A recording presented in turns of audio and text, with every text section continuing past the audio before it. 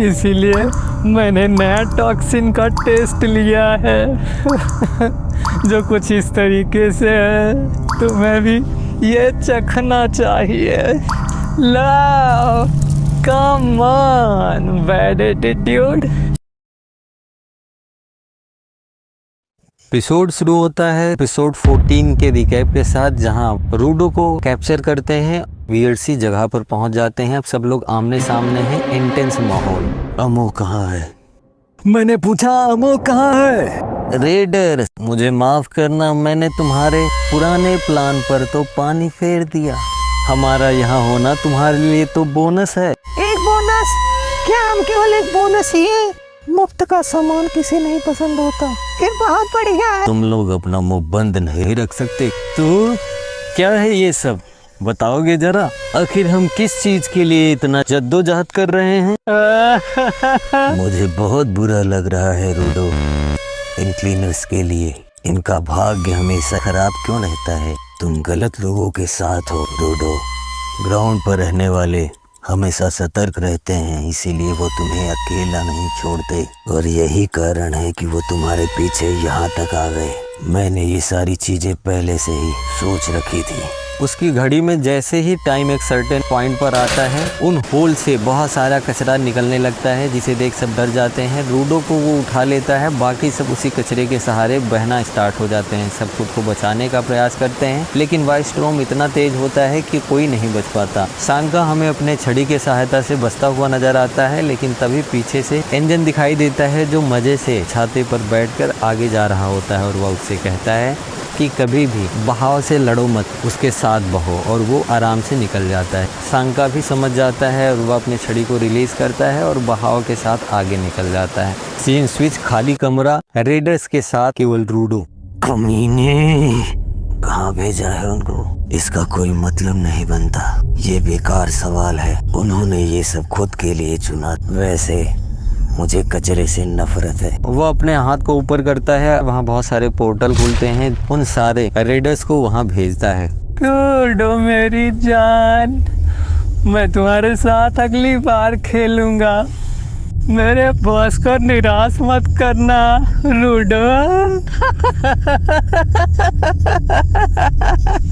अम्मो, अम्मो, तुम इसके लिए इतना परेशान क्यों हो?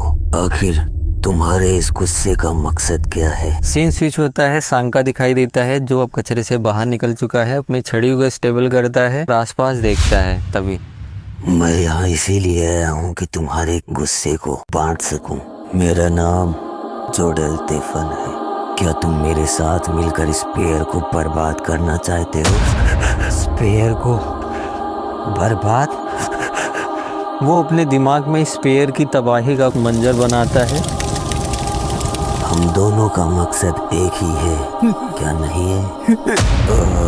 मुझे गलत मत समझना, मैंने कभी स्पेयर देखा नहीं। मुझे अगर उसके बारे में कुछ जानना है तो वो सिर्फ तुम हो। और ये केवल उन्हें तबाह करने के लिए नहीं है, ये है कि किस तरीके से हम उसे अचीव करते हैं। रोडो, अभी तुम क्या सोच रहे हो सकता है वहाँ कुछ तुम्हारे अपने भी होंगे, लेकिन तुम्हारे गुस्से की आग का क्या? हाँ, मैं उसे पूरी तरीके से बर्बाद तो कर दूंगा, लेकिन उससे पहले मैं तुमसे कुछ पूछ रहा था। क्या हुआ उस लड़की का जिसके ये जूते हैं? और तुमने मेरे साथियों के साथ में क्या किया? कहाँ भेजा है उन्हें? तुम ही हो रूडो जो बातों को बदल रहा है। मैं तुम्हें जवाब अपने तरीके से दूंगा। अभी तुम्हारी बारी है, तो पहले मेरे जवाब दो, उसके बाद मैं बताऊंगा। इसी तरीके से हमारे बीच की कन्वर्सेशन आगे बढ़ेगी। मुझे गंदगी से नफरत है। तुम मेरे शब्दों को गंदा मत होने दो, सिर्फ सुनो। डैम, आखिर इस इंसान की प्रॉब्लम क्या है? इससे बात करना इतना मुश्किल क्यों है? वह सोचता है कि इसके बीच का जो कन्वर्सेशन है वो अमो से भी ज्यादा क्रिटिकल है उसके लिए। और इसके शब्द और बोलने के तरीके दोनों उसके लिए बहुत ही अनोइंग होते हैं, जो उसे बहुत इरिटेट कर रहे हैं। वो अपने पास में चेक करता है। डेजर्ट से निकलते समय उसने उन्हें सब डिस्पोज कर दिया था और नया लेने का टाइम भी उसे नहीं मिला। लड़ाई के बारे में सोचता है। क्या तुम्हें सच में अमो और बाकी क्लीनर्स की इतनी फिक्र है?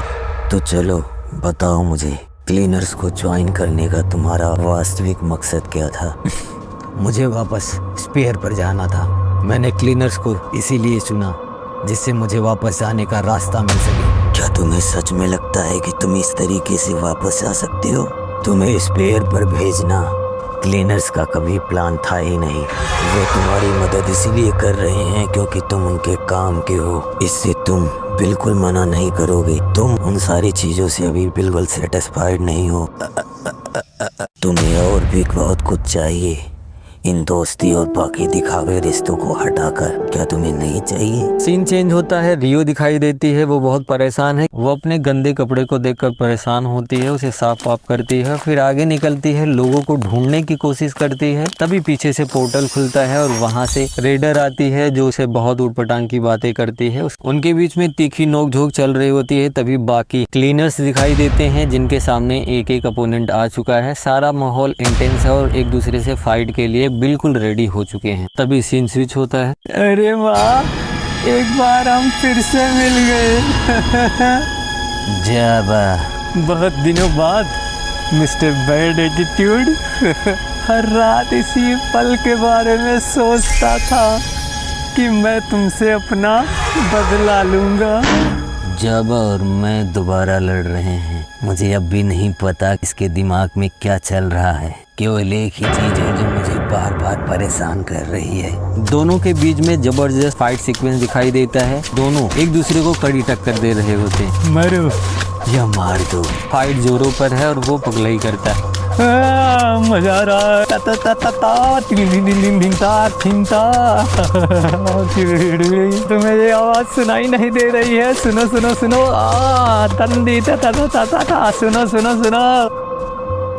तुम्हें ये बबल्स तो दिखाई दे रहा होगा ना? इसे दोनों ने बनाया है, लेकिन एक बार छूकर तो देखता हूँ।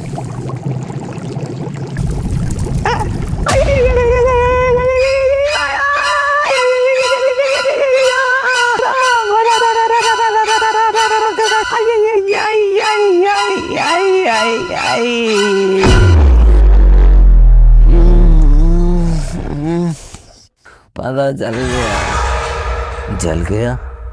आखिर ये कैसा फ्लूइड है? अगर हथियार में कोई सही न्यूरोटॉक्सिन लग जाता है बहुत खतरनाक होता है, लेकिन फिर भी मुझे बहुत जल्दी बोर कर देते हैं। इसीलिए मैंने नया टॉक्सिन का टेस्ट लिया है। जो कुछ इस तरीके से है। तुम्हें भी ये चखना चाहिए। लाओ, कम ऑन बैड एटीट्यूड। तुम इससे कब तक खुद को बचाओगे? कब तक बचाओगे?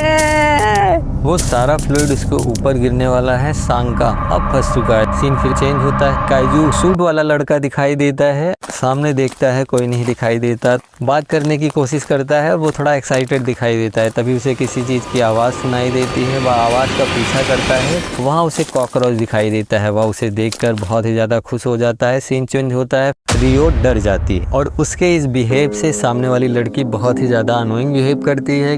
रियो को समझ में आता है कि मैंने सब गड़बड़ कर दी है, तो वो सफाई देने की कोशिश करती है, जिससे उन दोनों के बीच में कॉकरोच को लेकर के काफी ज्यादा बहस होती है। तभी सीन स्विच होता है। सांका अपने वाइटल इंस्ट्रूमेंट का यूज करके जमीन का हिस्सा ही खड़ा कर देता है, जिससे वो उस अटैक से तो बच जाता है, लेकिन फिर भी उसके स्किन पर थोड़ा सा घाव हो जाता है। तुमने फिर से एक बार कर लिया। तुम मुझे इस छोटे से अटैक से, इस लड़ाई से बाहर नहीं कर सकते। और आगे से ध्यान रखना, मेरे कपड़ों पर इस तरीके की कोई भी गंदगी पड़नी नहीं चाहिए। समझ में आया? अगर तुम्हें इनसे इतनी ज्यादा मोहब्बत है तो लो, खुद ही इसका स्वाद चखो। के ऊपर पूरा का पूरा फ्लूइड ही उड़ेल देता है, जो बहुत ही डरावना है, लेकिन अभी भी उसे कोई समस्या नहीं हो रही है, ना ही डर रहा है। वो एक्साइटेड दिखाई देता है। मुझे इस तरीके की गंदगी बिल्कुल पसंद नहीं। सीन स्विच होता है। इंजन दिखाई देता है, जिसके सामने एक नया अपोनेंट है और वो बहुत साई है। इंजन उसे बहुत प्रयास करता है कि सामने निकाला जाए और उससे ऊट पटांग की बकही करता है और वह उसकी इस चीज से बहुत ज्यादा प्रभावित होता है और उसे अच्छा आदमी समझता है। ये स्विच होता है, छोटा सेंटा और बड़ा सेंटा दिखाई देते हैं जो उस जगह के बारे में आपस में चर्चा कर रहे होते हैं। तभी वहाँ एक बुढ़ा आदमी दिखाई देता है जो उन्हें अवेयर करता है और लड़ाई के लिए उसे सचेत करता है। सीन स्विच होता है, रियो फिर से दिखाई देती है और अब सबको पता चल चुका है कि वो एक अंडरग्राउंड टनल में है जहाँ उनके संचार यंत्र बिल्कुल काम नहीं करने वाले हैं। और वो इस सामने वाली लड़की कहती है कि ये सारा हमारे बॉस का प्लान था, तुम लोगों को अलग करके अलग अलग ठोकने का। तभी दोनों ओवर एक्साइटेड हो जाती हैं और अपने अपने वाइटल इंस्ट्रूमेंट को निकालती हैं, एक्टिव करती हैं और रियो पलक झपकते ही उस पर अटैक करती है जिससे उसके बाल के कुछ हिस्से टूट जाते हैं। उनके बीच में बातचीत होती है। सीन स्विच होता है फिर से सांका। मुझे पता है कि तुम मरे नहीं हो काई, अब छुपना बंद करो और सामने आ जाओ। क्या ये कमीना सच में मर गया? नहीं नहीं, ऐसा नहीं हो सकता। मैंने इसे इससे भी बुरी हालत में खुद को बचाते हुए देखा है, तो यहाँ तो सवाल ही नहीं पैदा होता।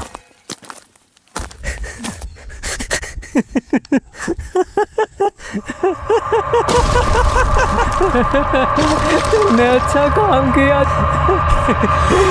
ये आखिरकार हो गया, ये संभव हो सका। ऐसा मैंने बहुत समय पहले किया था, बहुत बहुत बहुत समय पहले। ये तब तक बाहर नहीं आता जब तक मुझे सही से फोर्स ना किया जाए। इतने बड़े मजाक तो नहीं कर रहा ये? तुम्हारा मतलब है कि तुम अभी तक ये सारी चीज इसी के लिए कर रहे थे? वो सब इसके लिए था? सांका मेरे दोस्त, अब तुम भी खुद को मत रोको, पूरी जान लगा दो। हाँ, चलो शुरू हो जाओ। हाँ, तुम अभी बहुत कुछ कर सकते हो, पता है ना तुम्हें? हाँ, अब तुम्हारे पास छड़ी हिलाने का समय नहीं है, वो कुछ काम नहीं आने वाली, ये बात तुम भी जानते हो।